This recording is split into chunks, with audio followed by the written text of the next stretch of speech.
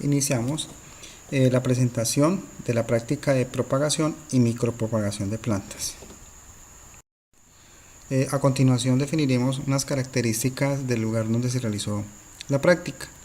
En el municipio de Coello, la vereda Gualanday, y la finca se llama Vivero Mangovich. Nos muestra ciertas características de altura sobre el nivel del mar y temperatura promedio. Se define pues cómo se identificó los diferentes métodos de propagación que se utilizan en el vivero y vimos unas características generales del sitio visitado. Fue una finca de aproximadamente 9 hectáreas, de las cuales 8 están dedicadas exclusivamente al cultivo del mango injerto, donde se manejan diferentes tipos de variedades. Está la Nandok Mai, está la Onsten, entre otras pues que son las principales que se comercializan y se producen en este lugar. Entonces iniciamos la etapa de reproducción asexual en vivero, donde verificamos pues los diferentes métodos y formas de injertación. A continuación iniciaremos donde vamos a empezar con el material joven a injertar. Entonces se inicia con el corte y la selección de las yemas o de las púas que se van a clonar en los patrones. Para esto debemos tener pues ciertos materiales a disposición para poder realizar bien la actividad. Entre esos tenemos una navaja injertadora, una cintelita que se utiliza para envolver el injerto, que se maneja con ciertas características de 15 centímetros más o menos de largo por 1.5 de ancho, unas bolsas plásticas y otras de papel de 250 gramos cada una, que más adelante veremos para qué nos sirve. Entonces, describiremos los métodos de injertación. Tenemos el enchapado lateral. Es un injerto un poco complicado, no es tan fácil de usarlo y es un poco costoso por la pérdida que da de cuando se mueren las yemas. Generalmente se utiliza en frutales, excepto el cítrico. Tenemos otro que es el de hendidura terminal, que sí se utiliza en el mango, que vimos en este vivero, pero no se recomienda mucho por la forma de cicatrización que tiene. Tenemos uno de hendidura doble, que también se utiliza en el mango, pero en árboles de edad, en árboles ya viejos, para regenerar el cultivo. El inglés o simple, que es muy utilizado, podría decir que es el más utilizado en los injertos de árboles frutales jóvenes. Tiene un porcentaje de prendimiento muy alto y es muy fácil de hacer. Es un corte de bisel tanto en la yema como en el patrón. Igualmente que el anterior, se une con cinta. El inglés o lengüeta, igual que el inglés, es lo mismo, pero el corte debe de ser en lengüeta para que encaje la yema y el patrón, lo que le da más anclaje y más facilidad en el momento de envolver la cinta, pero tiene un grado de dificultad mayor al inglés. Tenemos el de yema en T o el escudete, que es muy utilizado en los injertos, es el más común en los injertos. Como se ve en la gráfica, es una T y simplemente se corta la yema y se introduce ahí. Igualmente va amarrado con cinta. La yema en parche también es utilizado en los cítricos y es simplemente coger la yema, hacer la ventanita en el injerto y se acoplan los dos. Igualmente va amarrado.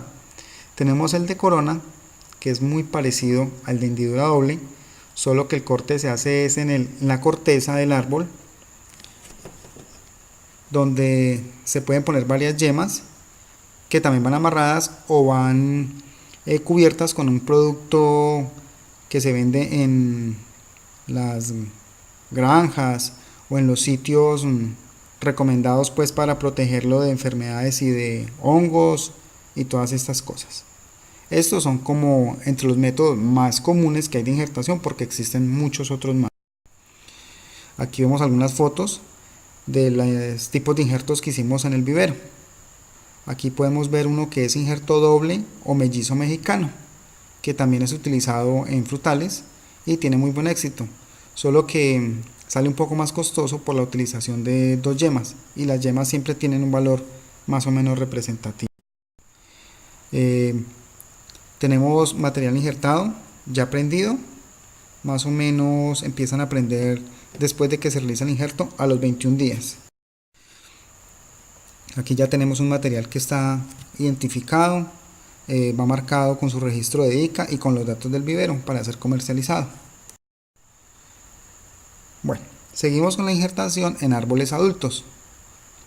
¿Qué nos pueden proveer este tipo de injertación para un árbol adulto? Que es una nueva alternativa para renovar cultivos que ya son muy viejos, o en caso tal mejorarlos. ¿Mejorarlos por qué? Por especies más productivas o que en el momento se estén comercializando mucho más.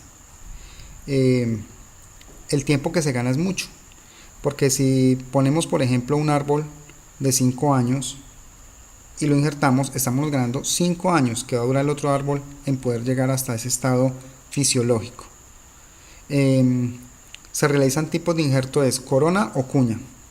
Es muy importante cuando se va a injertar revisar el estado fitosanitario de la plantación, ya que injertar un árbol enfermo no sirve de nada. Y se injerta pues la variedad que más se esté adecuando en ese momento, que más se esté vendiendo, o la que simplemente la variedad que queramos. Labores culturales, como en cualquier cultivo, cuando se siembra el dehierve, las abonadas, y todo pues lo que conlleve a las labores de manejo de un cultivo.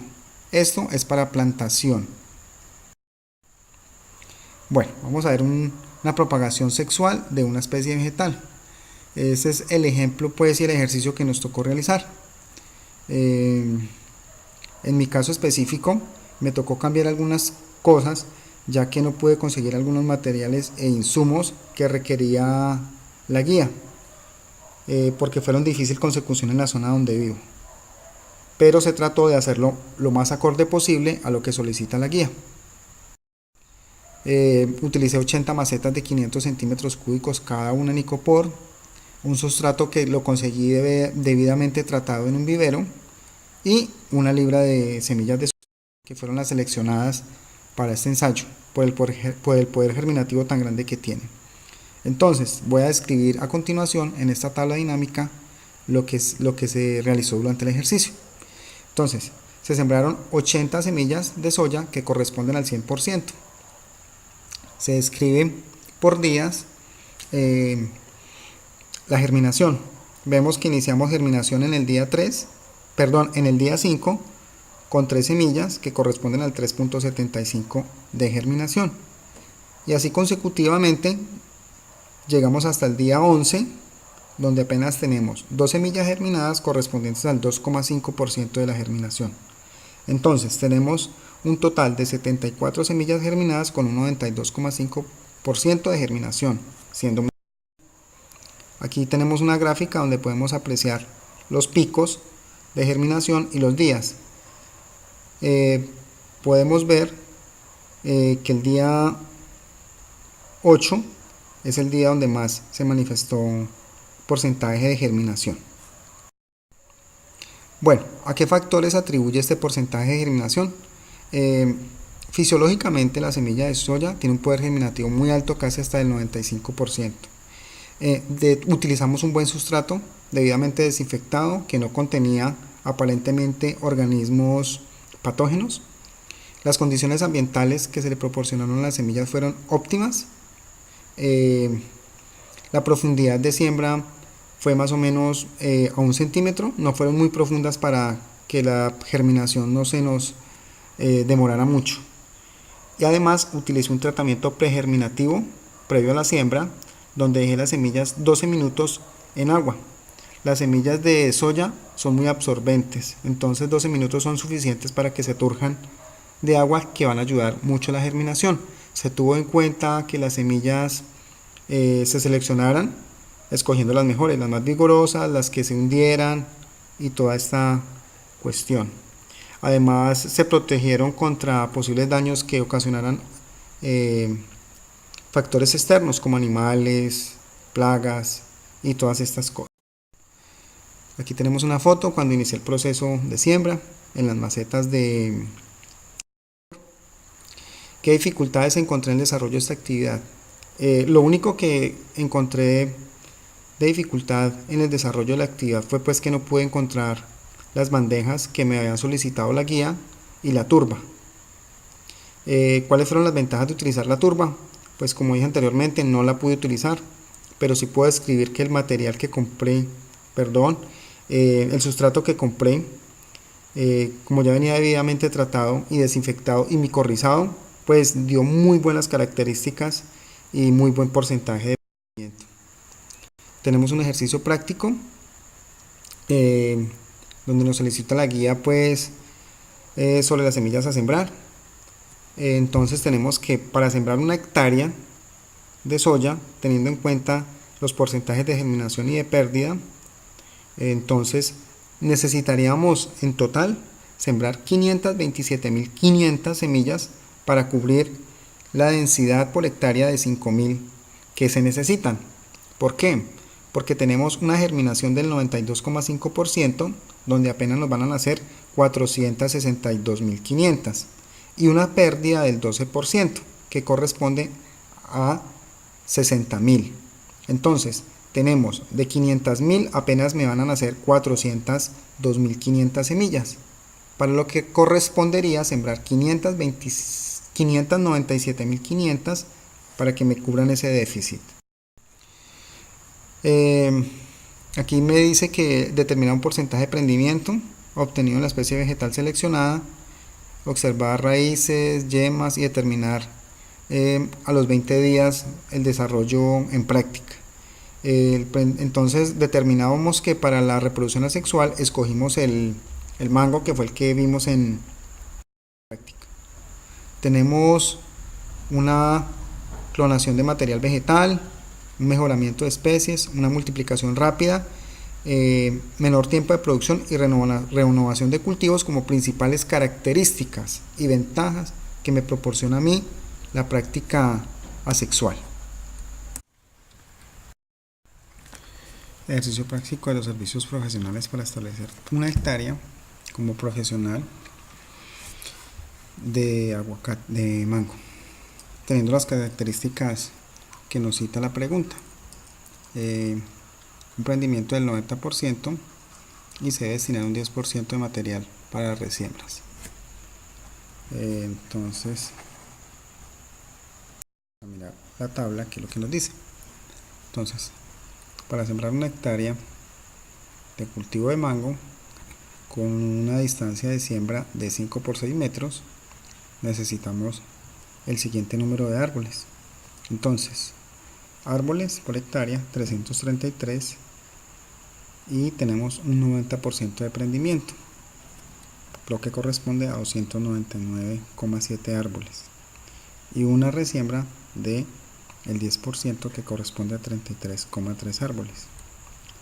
Entonces necesitamos una disponibilidad de material vegetal para cubrir una hectárea en cultivo de mango, teniendo presente el 90% de germinación o de prendimiento y un 10% de resiembra de 399 árboles o 400 árboles por hectárea. Ese sería de antemano. Muchas gracias a mis tutores y a mis profesores por la práctica y todo lo que se aprendió. Muchas gracias.